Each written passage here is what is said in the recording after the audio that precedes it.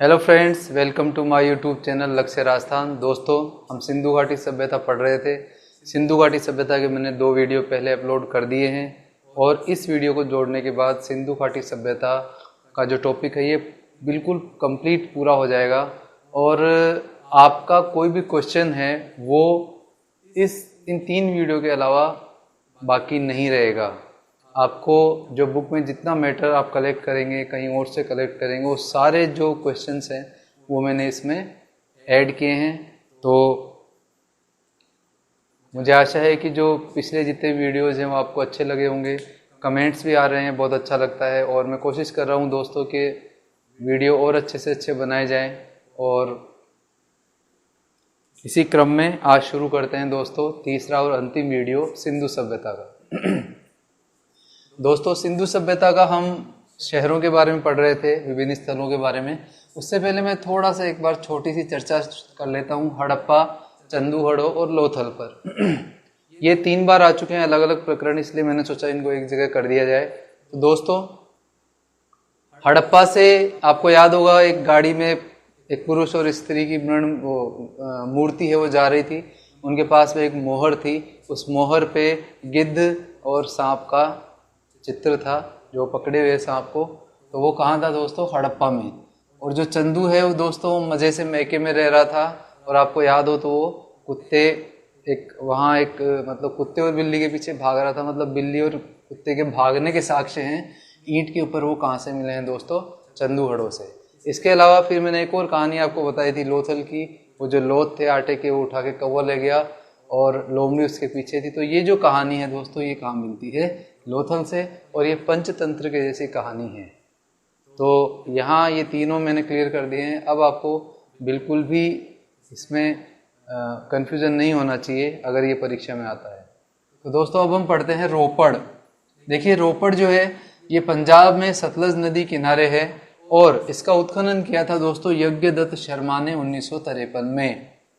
यहाँ मानव के साथ कुत्ते को दफनाने के साक्ष्य हैं। इसको याद करना बहुत सिंपल है फ्रेंड्स। कैसे? देखिए, पंजाब में एक यज्ञ हो रहा है, उस यज्ञ में मानव और कुत्ते को एक साथ रोप दिया जाता है और उनकी संख्या है 53 मानव और कुत्तों को एक साथ रोप दिया जाता है। रोपने का मतलब हो गया दोस्तों यहाँ रोपड़ और यज्ञ का मतलब हो गया यज्ञदत्त शर्मा। ठीक है। अगला दोस्तों है कोट दीजी। कोट दीजी जो है ये सिंधु नदी किनारे पाकिस्तान में है। इसका उत्खनन धुरिये ने किया 1935 में और फजल अहमद द्वारा इनका सहयोग किया गया। यहाँ की विशेषता क्या है दोस्तों? एक तो पत्थर के बाणाग्र और किलेबंदी। पत्थर के बाणाग्र और किलेबंदी ये यहाँ की विशेषता है। तो इसके लिए आपको एक छोटा सा शब्द है किला कोट या काला कोट। किला कोट या काला कोट, तो किला से हो गया, किलेबंदी के साक्ष्य कहाँ से मिले हैं? कोट दीजी से मिले हैं। तो ये इम्पोर्टेंट क्वेश्चन है कि यदि परीक्षा में आता है कोट कहाँ से किलेबंदी के साक्ष्य मिले हैं। इसी प्रकार से दोस्तों हम देखते हैं रंगपुर। रंगपुर दोस्तों गुजरात में है, अहमदाबाद में ये पड़ता है। यहाँ माधव स्वरूप वत्स ने उत्खनन किया था। इतना काफ़ी है, ये गुजरात में है। स्थान का हमें पता होना चाहिए। रोजड़ी एक स्थान है, वहाँ से दोस्तों हाथी के साक्ष्य मिले हैं। ये परीक्षा में आ सकता है, हाथी के साक्ष्य कहाँ मिले हैं? रोजड़ी से। और हाथी का कपाल खंड जो है वो हमने पढ़ा था मोहन जोदड़ो में, जब हम महाविद्यालय में जब हमने प्रवेश किया था तब। मालवण दोस्तों ये ताप्ती नदी किनारे सूरत में स्थित है मालवण। ठीक है। आगे बात करते हैं हम। इस प्रकार से हमने कुछ मोटे मोटे जो भी प्रमुख स्थल थे वो सभी हमने देख लिए हैं। अब दोस्तों हम बात करते हैं समाज की। समाज किसी भी संस्कृति का आधार होता है और समाज को जानकर ही हम किसी संस्कृति के बारे में अच्छे से जान पाते हैं। तो जितने भी उत्खनन हुए, उत्खनन के द्वारा ही हम समाज के बारे में पता लगा सकते हैं, सिंधु सभ्यता के बारे में, क्योंकि लिखित साक्ष्य हैं लेकिन उन्हें हम पढ़ नहीं पाए हैं। तो देखिए, समाज में उस समय ऐसा माना जाता है दोस्तों कि 4 वर्ग होते थे: विद्वान, योद्धा, व्यापारी और कारीगर और श्रमिक। विद्वान, योद्धा, व्यापारी, कारीगर और श्रमिक। इस प्रकार से 4 वर्ग में वहाँ समाज बटा हुआ था। व्हीलर महोदय है, इन्होंने ये कहा है कि वहाँ दास प्रथा थी। तो ऐसे उन्होंने कहा, लेकिन ये इसका एक खंडन हम कर सकते हैं कि हड़प्पा में एक स्थान पर बहुत बड़ा घर है और छोटा घर है, दोनों एक ही जगह हैं, तो उसके आधार पर हम कह सकते हैं कि ऐसा कुछ हड़प्पा में नहीं रहा होगा। इसके अलावा अगली जो विशेषता है जो मैंने शुरू में भी बताई थी दोस्तों, सिंधु सभ्यता मातृ सत्तात्मक है, जबकि वैदिक सभ्यता जो हम आगे पढ़ेंगे वो पितृ सत्तात्मक है। इसके अलावा वहाँ के जो लोग हैं दोस्तों वो शाकाहारी और मांसाहारी होते थे, दोनों प्रकार के जो भोजन है वो लेते थे। इसके बाद शवाधान दोस्तों 3 प्रकार के मैंने अभी कालीबंगा में भी इससे पहले बताए। तो कालीबंगा में 3 प्रकार के शवाधान मिले हैं। तो शवाधान 3 प्रकार से होता था, आंशिक शवाधान, पूर्ण शवाधान और दाह संस्कार। इसी प्रकार जो खेल है तो वहाँ खेल प्रचलित था दोस्तों पासे का खेल प्रचलित था, और लोथल से पासे से संबंधित 2 बोर्ड प्राप्त हुए हैं। तो खेल का नाम याद रखना है आपको, पासा। आभूषण सभी लोग पहनते थे, पुरुष और स्त्री सभी लोग पहनते थे दोस्तों आभूषण। और चांदी का एक मुकुट प्राप्त हुआ है कुनाल हरियाणा से। तो ये हमें याद रखना है। कुछ ये एक 1 लाइन के क्वेश्चन है, इसलिए इसमें ज़्यादा डिटेल से समझाने की आवश्यकता नहीं है। हमें ये याद ही करना है कि जो चांदी का मुकुट है दोस्तों वो कहाँ मिला है, कुनाल से। इसी प्रकार हड़प्पा से एक सोने का हार प्राप्त हुआ है। चंदूहड़ों से लिपस्टिक के साक्ष्य मिले हैं, जो कि मैंने चंदूहड़ों में बहुत अच्छे से समझा रखा है। इसके अलावा एक और विशेषता है जो हमें पता होनी चाहिए। परीक्षा में कई बार आजकल जो पैटर्न है वो ऐसे पूछते हैं कि बताइए निम्नलिखित में से कौन सी विशेषता हड़प्पा सभ्यता की नहीं है। वहाँ पर यदि 4 ऑप्शन हमें देते हैं, 3 विशेषताएं जो हम जानते हैं और चौथी जो हम नहीं जानते हैं, तो दोस्तों याद रखिएगा वहाँ मंदिर के साक्ष्य नहीं मिले हैं। याद रखिएगा आप, वहाँ 2 जगह हवन कुंड के साक्ष्य मिले हैं, एक लोथल और एक कालीबंगा। इसके अलावा पाशुपति की पूजा होती थी, मोहर जो है मोहनजोदड़ो में मिली थी, वहाँ मैंने इसको विस्तार से बताया है। और एक जो स्त्री है हड़प्पा से मिली है, वहाँ उस स्त्री के गर्भ से पौधा निकलता हुआ बताया गया है। इस प्रकार से वहाँ स्त्री की पूजा होती थी, मातृ सत्तात्मक परिवार था और पाशुपति को पूजा जाता था शिव के रूप में। शिव को पाशुपत के रूप में पूजा जाता था। दोस्तों खाने में वहाँ चावल गेहूं की 3 किस्में काम में ली जाती थी, जो कि 2 किस्में काम में ली जाती थी। खजूर खाए जाते थे, तरबूज खाए जाते थे, मटर, राई, तिल, कपास। कपास का मतलब हो गया कपड़ा, सूती कपड़ा, इसलिए कपास। और वहाँ के लोग रागी से परिचित नहीं थे। याद रखिएगा, रागी से वो लोग परिचित नहीं थे। गेहूं की 3 किस्म, जौ की 2 किस्म, इसके अलावा खजूर है, तरबूज है, मटर है आदि का उपयोग करते थे। लोथल से हमें पाट प्राप्त हुए हैं, गोल पाट चक्की के। इससे ये पुष्टि होती है कि वो जो लोग हैं वो गेहूं को पीस करके खाना बनाते थे, अपना आटा लगाते थे। इसी प्रकार से नेस्दी, वेरी इंपॉर्टेंट दोस्तों याद रखिएगा, नेस्दी से पशुपालन के साक्ष्य मिले हैं। पशुपालन का केंद्र था नेस्दी। ठीक है, अब बात करते हैं दोस्तों कला की। कला के क्षेत्र में भी सिंधु सभ्यता के लोग बहुत एडवांस थे और उनकी कला जो है वो बहुत उच्च कोटि की थी। वहाँ जो वो बर्तन बनाते थे दोस्तों वो लाल और काले रंग के होते थे। याद रखिएगा, लाल और काले। और इसको याद करना, ये कलर याद करना दोस्तों मुश्किल नहीं है, लेकिन जब ऑप्शन ऐसे आएंगे लाल काला, काला हरा, काला पीला, काला स्लेटी, तब हमें कन्फ्यूजन होता है। तो उस कन्फ्यूजन को आप अभी दूर कर लीजिए दोस्तों। ये कला है तो आप कला को याद कर लीजिए, कैसे हो गया काला और ला से हो गया लाल। तो 2 प्रकार के रंग के यहाँ के बर्तन मिले हैं। इसके अतिरिक्त चंदूहड़ों और लोथल से मनके बनाने का कारखाना मिला है। मनके सेलखड़ी मिट्टी से सेक करके बनाए जाते थे, जिनके आभूषण बनते थे, मुहरें बनती थी। तो ये कारखाने कहाँ थे दोस्तों? लोथल और चंदूहड़ों से। इसके अलावा लोथल और बालाकोट से सीप उद्योग मिला है। सीप से कुछ चीज़ें बनाई जाती थी। तो ये कहाँ मिला है? लोथल को वापस लेंगे हम, और बालाकोट। ठीक है दोस्तों, इसी प्रकार हम आगे देखते हैं व्यापार के बारे में।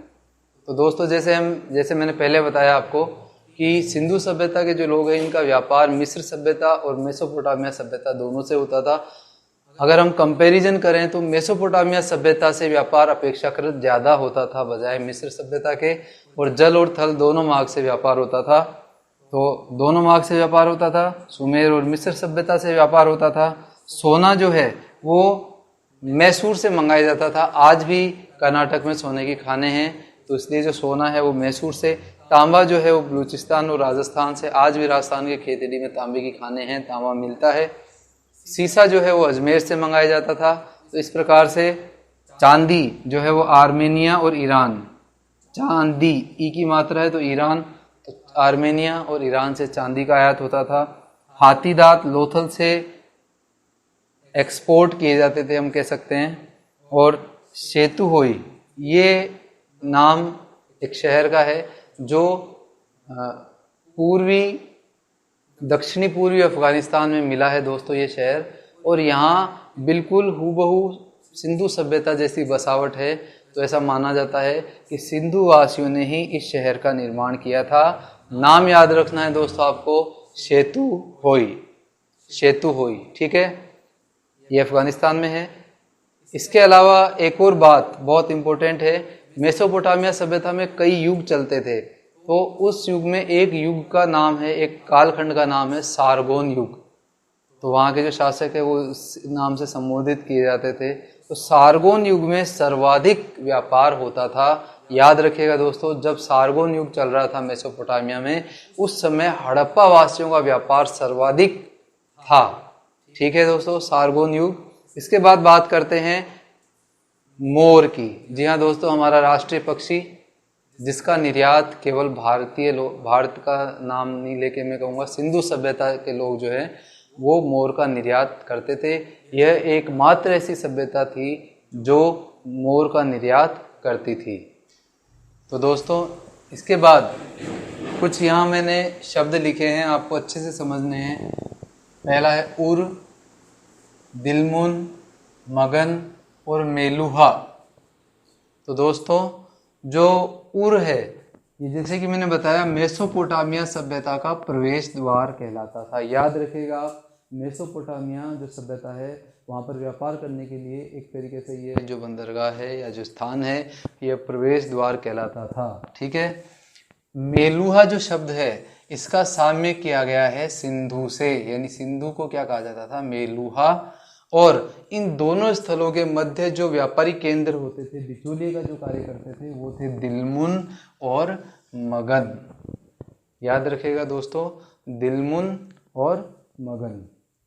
इस प्रकार से ये दोनों स्थान जो हैं ये एक तरीके से केंद्र बिचौलिए का कार्य करते थे। तो दिल मध्य में है किसके, मेलुहा और उर के। ठीक है दोस्तों। इसके बाद व्यापार के साक्ष्य जैसे कि मैं पहले पढ़ा चुका हूँ, बता चुका हूँ आपको। लोथल से हमें फारस की मोहर मिलती है, मिस्र की मम्मी और गुरिल्ला मिलता है। कालीबंगा से वो जो ऊँट जो रोटी बना रहा था तो वो कहाँ से मंगवाया गया था, बेलन, मेसोपोटामिया से। तो जो बेलन है, बेलनाकार मोहरें हैं, वो कहाँ से मिली हैं, कालीबंगा से। और एक स्थान है दोस्तों सीरिया में हमा, वहाँ पर एक श्रृंगी जो पशु है जो कि सिंधु सभ्यता की विशेषता थी, उसका जो अंकन है उसकी विशेषता थी, तो वो कहाँ से मिला है, हमा नामक स्थान से एक सिंह का पशु मिला है जो कि किस देश में है, सीरिया में। आपने एक मोहनजोदड़ो मूवी देखी होगी दोस्तों ऋतिक रोशन की, उसमें बार बार वो जो एक सिंह का पशु है वो दिखाया जाता है, एक श्रृंगी पशु जिसे कहते हैं। तो ये बहुत पवित्र माना जाता था। मूर्तिकला की बात करें तो दोस्तों सबसे प्रमुख जो प्रमाण है, सबसे जो श्रेष्ठ उदाहरण है वो मोहनजोदड़ो से योगी की मूर्ति, जो प्रस्तर मूर्ति है, तिपटिया शॉल जो ओढ़े है, योगी की मूर्ति है, आंखें बंद है योग की मुद्रा में। और एक जो कांस्य की जो नृत्यरत स्त्री है जिसके 24 चूड़ियाँ बाएं हाथ में थी, 4 चूड़ियाँ दाएं हाथ में थी मोहनजोदड़ो में। इस स्त्री को मार्शल ने आदिवासी स्त्री कहा है। याद रखिएगा दोस्तों, मार्शल महोदय ने इस स्त्री को आदिवासी स्त्री की संज्ञा दी है। और ये जो मूर्तियां बनाई जाती थी ये बनाई जाती थी मथुचिस्ट विधि से, जिसे लोस्ट वैक्स मेथड कहते हैं। इसमें वैक्स लगाया जाता था और फिर जब उसको गर्म किया जाता था वो जो वैक्स है वो गायब हो जाता था और उस प्रकार से मूर्ति जो है वो धातु की तैयार हो जाती थी। आगे चल करके दोस्तों जो भारत में नटराज की जो बहुत प्रसिद्ध मूर्ति है, नृत्यरत जो नटराज मूर्ति है शिव जी की, वो भी इसी विधि से बनाई गई है। तो ये जो विधि है ये कौन सी विधि थी दोस्तों, मथुचिस्ट। राजनीतिक स्थिति की बात करें तो दोस्तों वहाँ पर पुरोहित वर्ग का आधिपत्य था, ऐसा माना जाता है। पुरोहित वर्ग प्रधान था, वह ईश्वर का प्रतिनिधि था और कर के रूप में अनाज का संग्रह किया जाता था। जैसे कि मैंने बताया कालीबंगा से भी कुछ गोल गोल बर्तन मिले हैं, बड़े बड़े मर्तबान मिले हैं, तो वो उसी के साक्ष्य हैं। अन्नागार मिले हैं हड़प्पा से, मोहनजोदड़ो से बड़े बड़े। तो ये जो कर संग्रह है ये अनाज के रूप में होता था। पिग्गट महोदय ने, बहुत इंपॉर्टेंट क्वेश्चन है दोस्तों ये, पिग्गट महोदय ने हड़प्पा और मोहनजोदड़ो को जुड़वा राजधानियां कहा है। इसको हम याद कर सकते हैं दोस्तों, बहुत इजी है। पिग्गट में कितने गए हैं, जुड़वा 2 अक्षर हैं, तो 2 अक्षर यानी जुड़वा राजधानी किसने कहा, पिग्गट ने। और किसे कहा, हड़प्पा और मोहनजोदड़ो को। इसके अलावा जो इस सभ्यता की तीसरी राजधानी है वो बताई जाती है कालीबंगा, जिसे दीनहीन स्थल कहते हैं और जहाँ कच्ची ईंटों का इस्तेमाल हुआ था। इसके बाद कुछ हम बात करें बौद्धिक पक्ष को लेकर के, तो दोस्तों उनकी जो लिपि थी वो चित्राक्षर लिपि थी। चित्रों को अक्षर के रूप में दर्शाया जाता था। यह लिपि पढ़ने में बहुत दुष्कर होती है और इसी का परिणाम है कि आज तक कोई भी इसको पूरी तरह से पढ़ने में सफल नहीं हो पाया है। इसे पिक्टोग्राफिक विधि भी कहते हैं, पिक्टोग्राफिक मेथड कहते हैं। और बीबी लाल जिन्होंने कालीबंगा का उत्खनन किया था, तो उन्हें एक मृद भांड मिला है कालीबंगा से, उस पर जो अक्षर है वो ओवरलैप किए हुए दिख रहे हैं और उस ओवरलैपिंग से ये स्पष्ट हो जाता है कि ये जो लिपि है ये दाईं ओर से बाईं ओर लिखी जाती थी। ओवरलैपिंग के कारण ये समझ आ रहा है। और ये जो पद्धति थी इसे कहा जाता था, लिखने की कला को, ये लिखने की पद्धति को कहा जाता था बुस्ट्रोफेदन पद्धति। ठीक है दोस्तों। इसके अतिरिक्त यहाँ पर जो सर्वाधिक चिन्ह काम में लिया गया है सभ्यतावासियों द्वारा वो है यू के जैसा, और जो चित्रों में या जो लेखन में सर्वाधिक जो चित्र काम में लिया गया है वो लिया गया है मछली का, और एक श्रृंगी जो पशु है उसका भी अंकन किया गया है।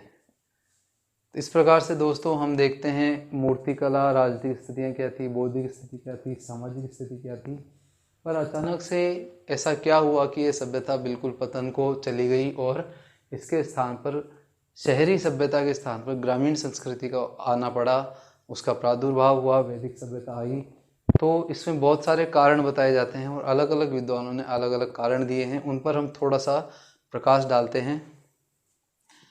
सबसे पहले गार्डन चाइल्ड और व्हीलर। गार्डन चाइल्ड आपको याद होगा दोस्तों, मैंने पहले वीडियो में आपको बताया था कि एक चाइल्ड है सुमेर नाम का, तो सुमेर नाम का जो चाइल्ड था वो व्हील पर कैरम खेल रहा था। ठीक है, तो क्रेमर, व्हीलर और गार्डन चाइल्ड इन्होंने सुमेर को बताया था आदिवासी ये आर्यों इस सभ्यता का निर्माता। ठीक है, व्हीलर महोदय और गार्डन चाइल्ड ये दोनों दोस्तों क्या कहते हैं कि इस सभ्यता का विनाश किया था आर्यों ने। ठीक है, व्हीलर महोदय को 2 शब्द मिल जाते हैं वेदों में, एक तो हरि यूरिया जिसका साम्य ये हड़प्पा से कर देते हैं, और एक शब्द मिल जाता है इनको पुरंदर। पुरंदर शब्द का शाब्दिक अर्थ है दुर्ग का नाश करने वाला। तो इन्होंने एक कहानी बनाई कि इस प्रकार से जो दुर्ग का नाश करने वाले लोग हैं वो आए आर्य और उन्होंने हड़प्पा सभ्यता का नाश कर दिया। तो ये मत है गार्डन चाइल्ड और व्हीलर का। इसके बाद दोस्तों SR राव, जॉन मार्शल और मैके इन्होंने कहा है कि अचानक से जो नदियां हैं उनमें बाढ़ आई और बाढ़ आने के कारण इस सभ्यता का पतन हुआ, और इसके कुछ प्रमाण भी मिलते हैं दोस्तों। कई जगह, बहुत सारी जगह हैं तो ऐसे स्तर मिलते हैं बसने के, जैसे पहले निचले स्तर पे फिर उससे थोड़ा ऊपर बसावट मिलती है। तो कहीं ना कहीं कई स्थानों पर ये मत भी अपनी जगह सही है। तो इस मत का जो समर्थन किया है वो किसने किया है दोस्तों, SR राव, जॉन मार्शल और मैके। ठीक है दोस्तों, एक है लैम्ब्रिक। लैम्ब्रिक महोदय ने कहा है कि सिंधु नदी जो कि सबसे प्रमुख नदी थी सभ्यता की, उसने अपना मार्ग परिवर्तन कर दिया। इसको याद करना, मैं आपको याद करवा सकता हूँ बहुत इजीली। लैम्ब्रिक, तो सिंधु नदी का जो मार्ग है ना दोस्तों वो बहुत लंबा है, तो लंबा से क्या हो गया दोस्तों, लैम्ब्रिक। तो लैम्ब्रिक ने क्या कहा कि सिंधु मार्ग बदल गया, इस कारण से इस सभ्यता का पतन होता है। इसके बाद दोस्तों आता है RL स्टाइन और अमलानंद घोष। इन्होंने कहा कि जलवायु परिवर्तन के कारण, जलवायु परिवर्तन के कारण ये सभ्यता का पतन हुआ। ये परीक्षा में पूछा भी गया है दोस्तों। तो इसको हम याद रख सकते हैं, टाइड, टाइन से हम टाइड लेंगे। टाइड का मतलब होता है तूफान, ये बवंडर। टाइड पे अमल नहीं किया, टाइड पे अमल नहीं किया, इसीलिए क्या हो गया दोस्तों, जलवायु परिवर्तन हो गया। टाइड का मतलब हो गया आर्लस्टाइन, और टाइड पे अमल नहीं किया, अमल का मतलब हो गया दोस्तों अम्लानंद घोष, और इसलिए क्या हो गया, जलवायु परिवर्तन। तो आर्लस्टाइन और अम्लानंद घोष इन दोनों ने कहा है कि जलवायु परिवर्तन के कारण सिंधु सभ्यता का पतन होता है। इसके बाद आते हैं दोस्तों राइक्स और डेल्स। राइक्स और डेल्स, इसको हम ऐसे याद रख सकते हैं कि, और इन्होंने बताया दोस्तों भूतात्विक परिवर्तन। तो इसको हम ऐसे याद रख सकते हैं कि बहुत सारे राइस एक जगह इकट्ठा कर दिए गए, इसलिए जो भू है, तो जो धरती है उसमें परिवर्तन हो गया। तो ये माफ कीजिएगा, राइक्स के कारण क्या हुआ, राइस जो इकट्ठा हो गए उसके कारण क्या हुआ दोस्तों, जो भू है वो डोल गई, जो जमीन है वो हिल गई, डोल गई। तो राइक्स और डेल्स, राइस और डोल गई, क्या डोल गई दोस्तों, भू। तो भूतात्विक परिवर्तन बताया है राइक्स और डेल्स ने। एक और मत जॉन मार्शल का आता है अन्य स्थान के लिए, पहले भी इन्होंने बताया बाढ़। इसके बाद एक और स्थान के लिए ये कहते हैं कि सिंधु सभ्यता का पतन में एक कारण है प्रशासनिक शिथिलता। इन्होंने कहा कि धीरे धीरे जो प्रशासन की जो पकड़ है वो कमज़ोर होती गई, और इस प्रकार से सिंधु सभ्यता का पतन हुआ। तो प्रशासनिक शिथिलता जब भी होती है दोस्तों, तब क्या लगाया जाता है, मार्शल लॉ लगाया जाता है। जब भी प्रशासनिक शिथिलता हो जाती है किसी देश में, तो वहाँ पर सेना का कानून लगता है। हमारे पड़ोसी देश में बहुत बार लग चुका है। तो मार्शल लॉ क्या होता है, कब लगाया जाता है, जब प्रशासनिक शिथिलता। मार्शल लॉ का मतलब हो गया दोस्तों जॉन मार्शल। और अंतिम है फेयर सर्विस, रफीक मुगल और बीके थापर। इन्होंने कहा कि पारिस्थितिकी असंतुलन हो गया अचानक। तो ये भी एक तरीके से हम कह सकते हैं कि पर्यावरणीय परिवर्तन हुआ, पारिस्थितिकी में बिल्कुल परिवर्तन आ गया अचानक से, और सिंधु सभ्यता का पतन हुआ। तो दोस्तों ये मत किसका है, फेयर सर्विस, रफीक मुगल और बीके थापर। फेयर सर्विस ने आर्यों का आगमन या सिंधु सभ्यता का निर्माता ग्राम्य संस्कृति को बताया था, रोमिला थापर और फेयर सर्विस ने। रफीक मुगल ने सिंधु घाटी शब्द जोड़ा था, सिंधु घाटी सभ्यता। और बीके थापर ने बीबी लाल के साथ उत्खनन करवाया था कालीबंगा का, वहाँ हमने याद किया था ABB। इस प्रकार से ये जो कालीबंगा के उत्खनन करता है, और घाटी शब्द वाले और फेयर सर्विस, इन तीनों ने मिलकर के कहा कि पारिस्थितिकी असंतुलन के कारण सिंधु सभ्यता का विनाश हुआ। तो दोस्तों इस प्रकार से हमने 3 वीडियो में संपूर्ण सिंधु सभ्यता को समाहित कर लिया है, और मुझे पूरा विश्वास है कि आप किसी भी परीक्षा में बैठेंगे तो पूरी संभावना है कि इन 3 वीडियो से प्रश्न आएंगे। तो आपको इन 3 वीडियो में सिंधु सभ्यता से संबंधित संपूर्ण सामग्री मिली होगी, ऐसा मेरा मानना है। अगर आपको दोस्तों चैनल अच्छा लगा हो तो प्लीज़ चैनल को सब्सक्राइब कीजिए, अपने दोस्तों से चैनल शेयर कीजिए, वीडियो शेयर कीजिए, और लाइक कीजिए वीडियो को, और कमेंट ज़रूर कीजिए दोस्तों। अगर कमेंट आप करते रहेंगे तो मुझे इससे बल मिलेगा, और मैं और अच्छा करने के लिए प्रेरित रहूँगा। और थैंक्स फॉर वॉचिंग, बाय।